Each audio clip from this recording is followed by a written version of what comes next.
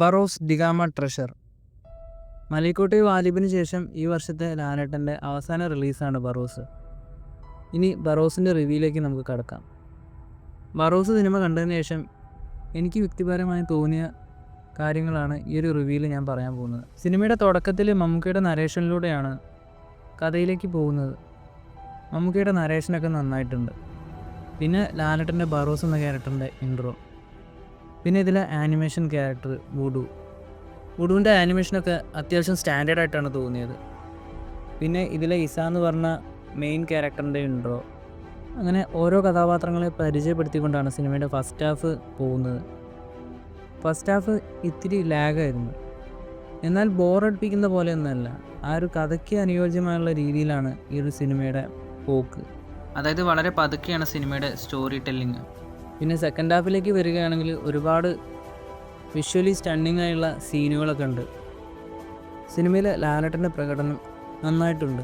ഒരു ഭൂതം എങ്ങനെയാണ് പെരുമാറേണ്ടത്, അതുപോലെ ബോഡി ലാംഗ്വേജ് എല്ലാം ലാലേട്ടൻ കറക്റ്റ് മീറ്ററിൽ ഈ സിനിമയിൽ പിടിച്ചിട്ടുണ്ട്. പിന്നെ ഇസയും ബറോസും തമ്മിലുള്ള ആ ഒരു റിലേഷനൊക്കെ നന്നായിട്ട് സിനിമയിൽ കണക്റ്റ് ആവുന്നുണ്ട്. സിനിമയിൽ ഒരുപാട് വിദേശ താരങ്ങളാണ് അഭിനയിച്ചിട്ടുള്ളത്. അതുപോലെ മലയാളത്തിലെ ഒരുവിധം ആർട്ടിസ്റ്റുകളാണ് ഈ ഒരു വിദേശ താരങ്ങൾക്കൊക്കെ വോയിസ് ഡബ് ചെയ്തിട്ടുള്ളത്. പിന്നെ സിനിമയിലെ ഡയലോഗ്സ് ഒന്നും വളരെ നാടകീയമായിട്ടൊന്നും എനിക്ക് ഫീൽ ചെയ്തിട്ടില്ല. സിനിമയ്ക്ക് എന്താണോ വേണ്ടത് അത്തരത്തിലുള്ള ഡയലോഗുകൾ തന്നെയാണ് ഈ ഒരു സിനിമയിലുള്ളത്. ക്ലൈമാക്സിൽ ഒരു ക്യാമിയോ ഉണ്ട്.